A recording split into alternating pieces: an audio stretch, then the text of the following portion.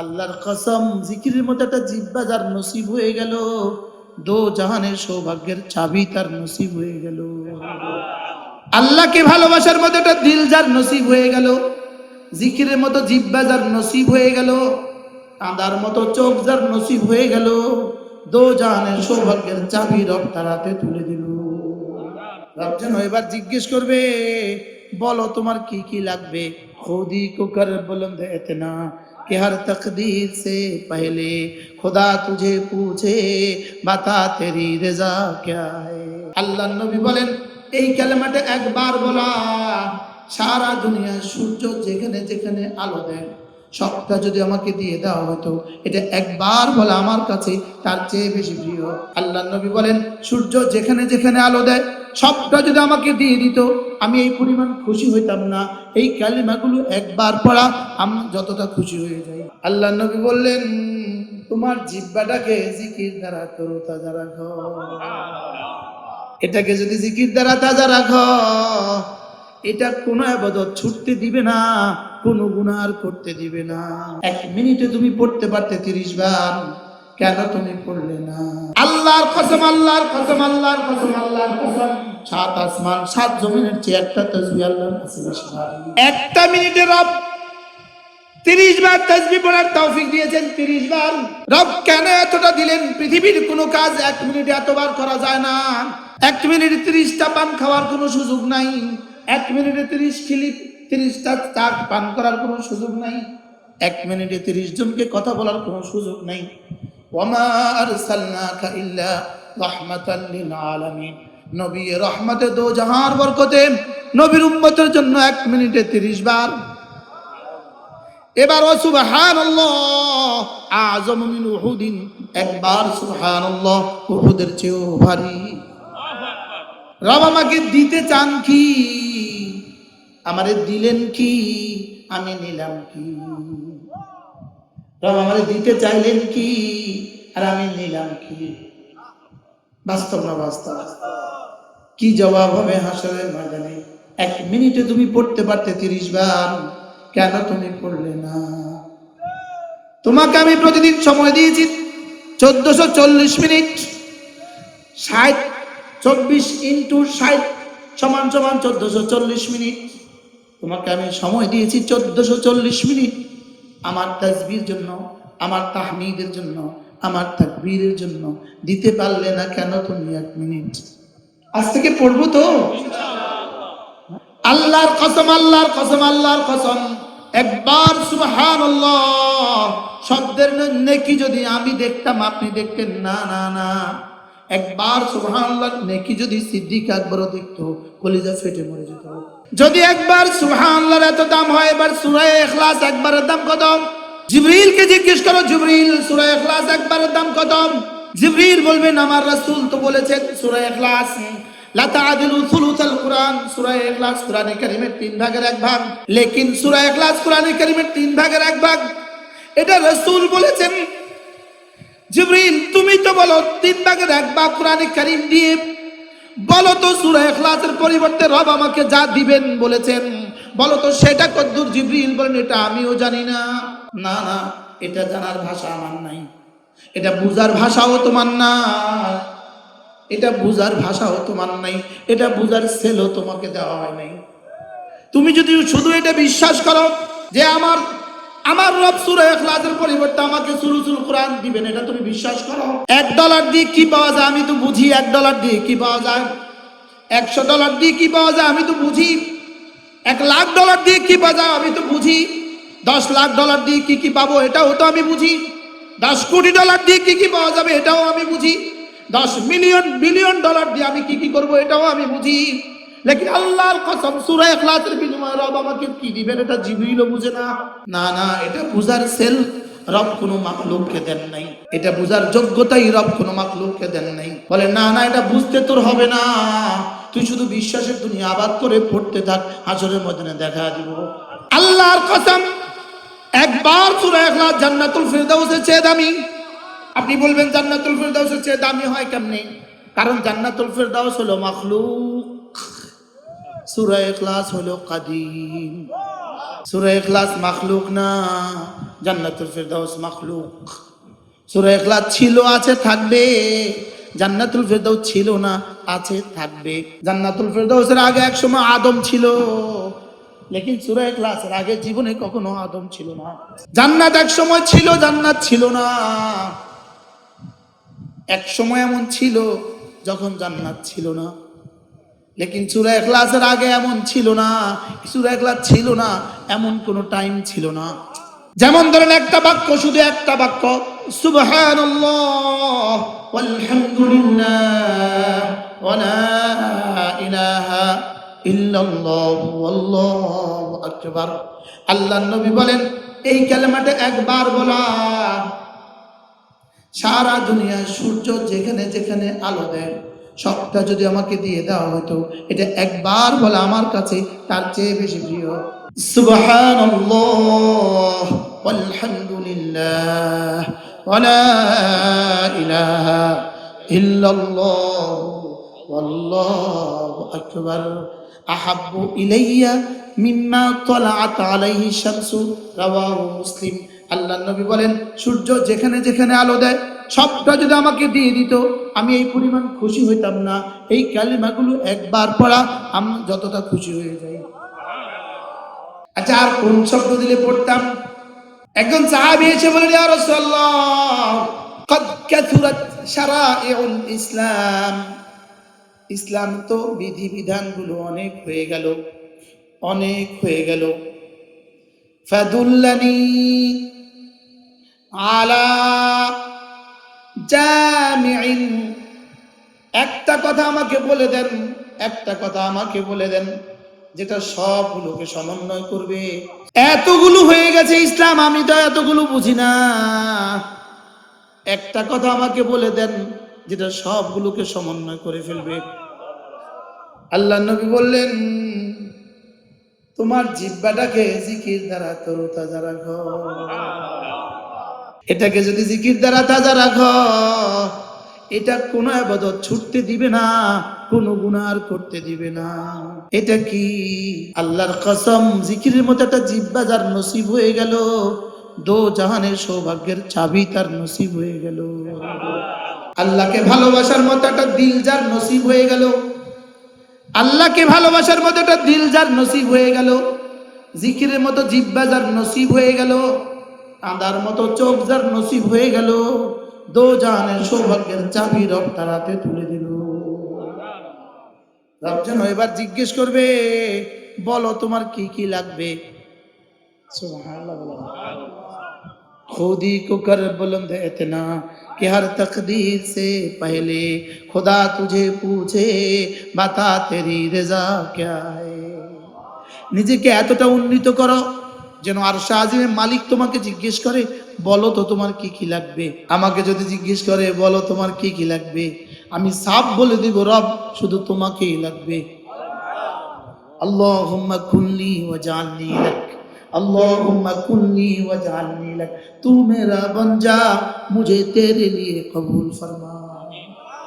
अल्लाह तुम अमर हয়ে যাও, जो तू मेरा तो सब मेरा, जमीन मेरी फलक मेरा, जो तू नहीं मेरा तो कोई शै नहीं मेरी। তুমি আমার হয়ে গেছো, সব আমার, আর তুমি যদি না হয়ে যাও কোনো কিছুই আমার না।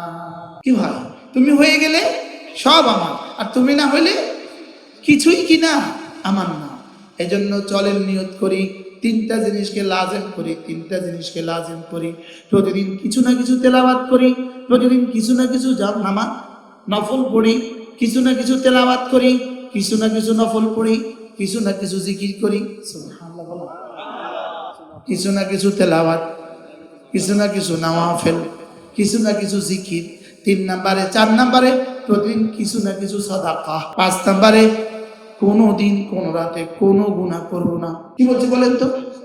কোনো দিন কোনো রাতে কোনো গুনাহ করব না। বলেন ইনশাআল্লাহ। আবার বলেন ইনশাআল্লাহ। বলেন কোনো গুনাহ করব না, ফরজ ওয়াজিব ছাড়ব না, সুন্নাত গুলো ছাড়ব না, নফল গুলো ছাড়ব না, কোনো গুনাহ করব না। কোনো গুনাহ করব না। এজন্য আল্লাহ তাআলা বলেন কাদ আফলাহা মান তাযাক্কা ওয়া যাকারা ইসমা রাব্বিহি ফাসাল্লা। কামিয়াব হয়ে গেছে কে? দিলটাকে সাফ করেছে যে। এবার দিলটাকে সাফ করেছে কে? জিকির করে যে, নামাজ পড়ে যে। জিকির করে যে, নামাজ পড়ে যে। জিকির করে যে, নামাজ পড়ে যে। এবার আল্লাহর নবী মুহাম্মদুর রাসূলুল্লাহ সাল্লাল্লাহু তাআলা আলাইহি ওয়াসাল্লাম ইরশাদ করেন, কোন মানুষ যদি 5 ওয়াক্ত নামাজের পরে 10 বার পড়ে সুবহানাল্লাহ, 10 বার পড়ে আলহামদুলিল্লাহ, 10 বার পড়ে আল্লাহু আকবার, আল্লাহর নবী বলেন এভাবে হবে 30 বার, 5 নামাজে হবে 150 বার, মিজানে উঠে যাবে 1500 বার। এবার রাসূল বলেন দাখালাল জান্নাহ, সোজা জান্নাতে চলে যাবা।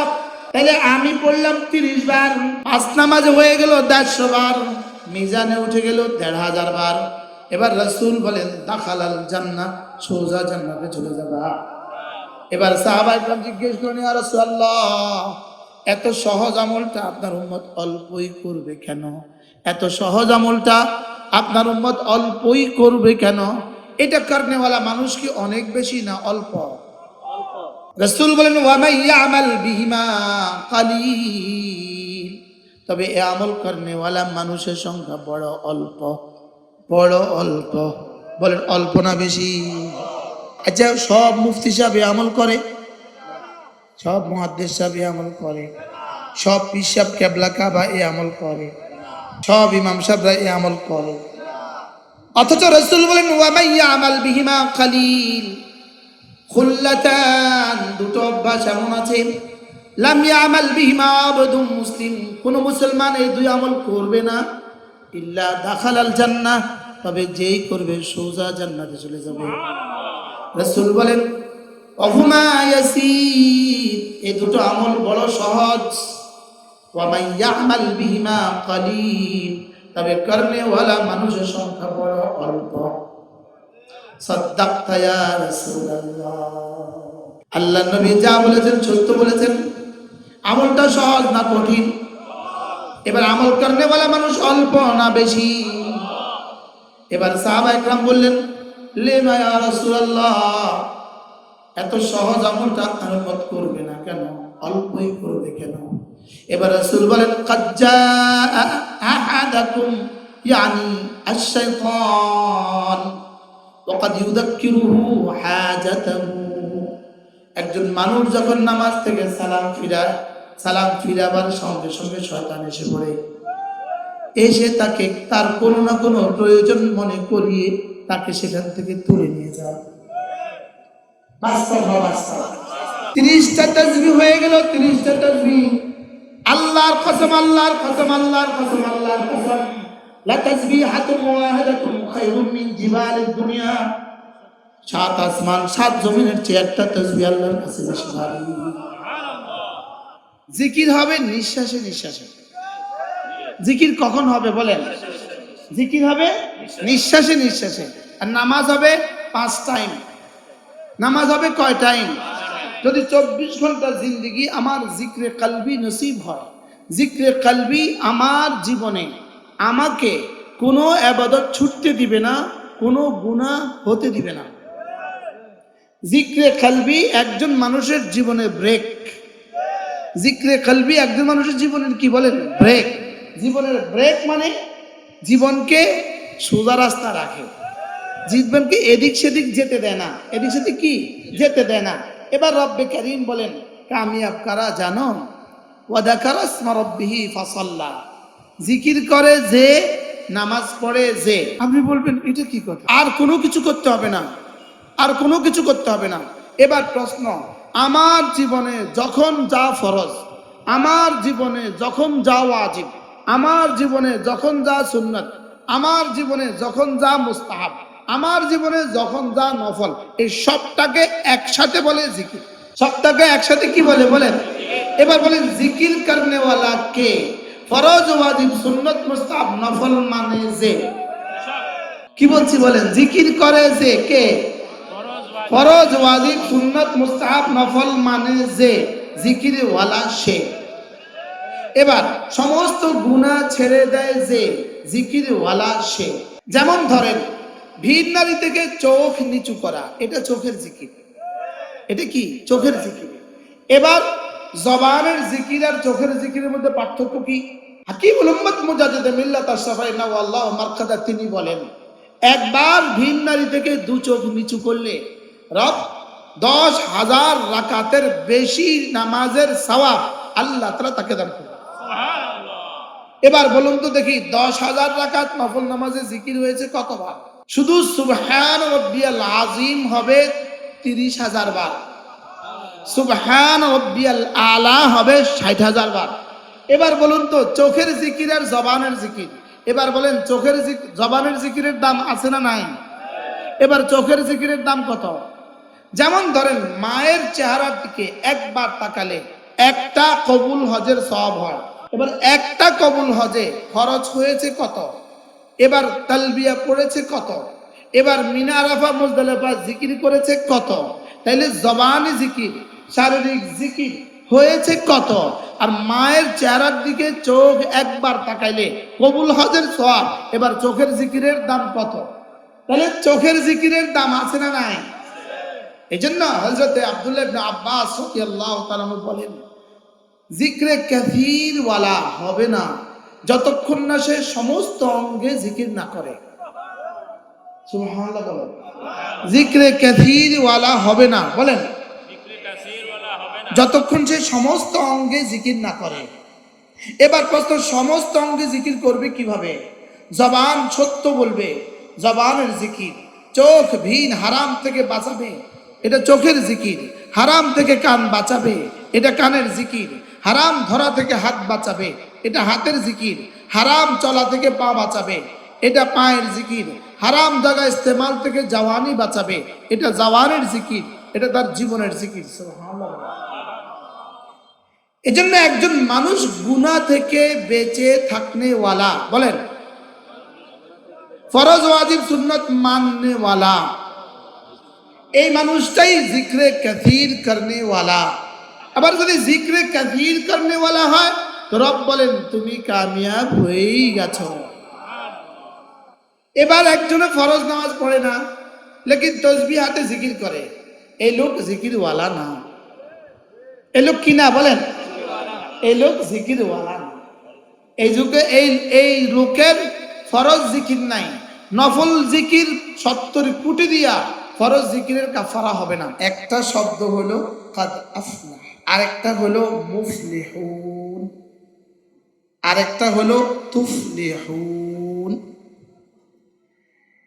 এই 4টা শব্দ নিয়ে আয়াতে কারিমাগুলো আমি তেলাওয়াত করেছি। পুরো কোরআনে কারিমে যত জায়গায় এই শব্দগুলো আছে, যেমন উলাইকা আলা হুদাম মির রাব্বিহিম ওয়া উলাইকা হুমুল মুফলিহুন, এই শব্দগুলো যত জায়গায় আছে, এই শব্দগুলোর মূল তর্জমা হলো একজন মানুষ তার জীবনের যত চাওয়া আছে সমস্ত চাওয়া পেয়ে যাওয়া। আইয়াজিদাল মারউ কুল্লা মাহবুবিহি, একজন মানুষ তার জীবনের সমস্ত প্রিয় বস্তু পেয়ে যাওয়া। একজন মানুষ তার জীবনের সমস্ত অপ্রিয় বস্তু থেকে বেঁচে যাওয়া। রব্বে কারীম বলেন এটাই হলো ফালাহ, এটাই হলো সফলতা। এটাই কি সফলতার তর্জমা? কি?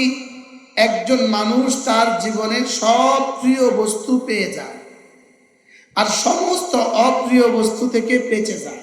এটা হলো কি বলেন? এবার বলুন তো দেখি সফলতার চূড়ান্ত ঠিকানা কোনটা? জান্নাত। সুবহানাল্লাহ। জান্নাত হলো ফালাহের চূড়ান্ত ঠিকানা, বলেন। মূলত জান্নাত ফালাহের জায়গা, জান্নাত হলো ফালাহের স্থান। সফলতার জায়গা। তো জায়গা যদি এত দামি হয়, সফলতাটা কি হবে? এটা হলো সফলতার জায়গা। বলেন জান্নাত কি? বলেন রব আমাদেরকে যে পুরস্কার দিতে চান, এই পুরস্কার দেওয়ার জায়গা দুনিয়া নয়। এই পুরস্কার দিতে গেলে একবার সুবহানাল্লাহ এই শব্দের পুরস্কার পুরোটা যদি জমিনে নাজিল করে দিত, আসমান ভেঙে যেত। আসমান কি ভেঙে যেত?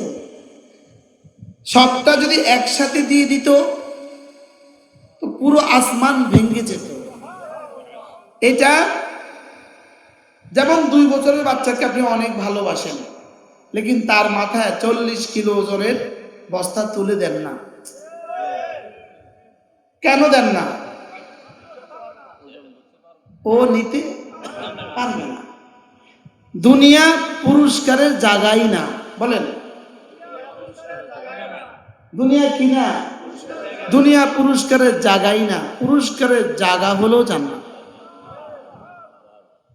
কেউ যদি তার জীবনের সমস্ত আমলের পুরস্কার দুনিয়ায় পেতে চায়, এটা বোকা। এটা কি বলেন? দুনিয়া পুরস্কারের জায়গা না। দুনিয়া হলো দারুল আমাল, আর আখিরাত হলো দারুল জাযা।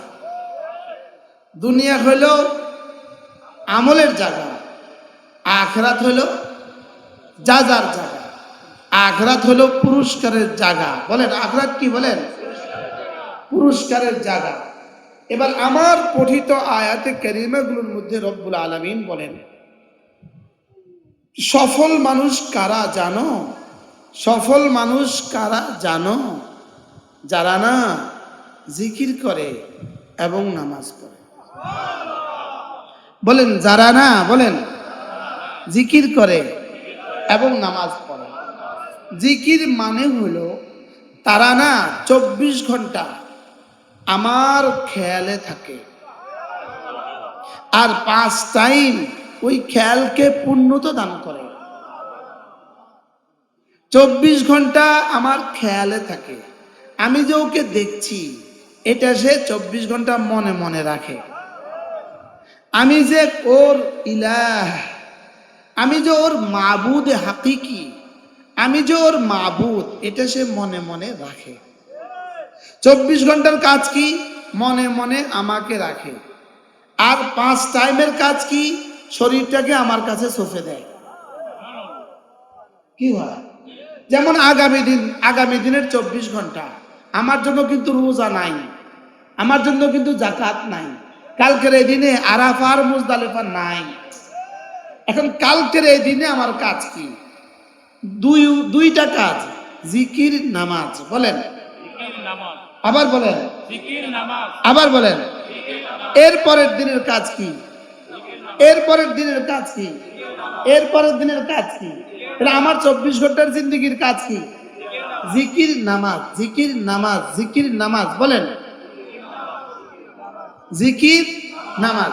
তাইলে জিকির হবে নিঃশ্বাসে নিঃশ্বাসে।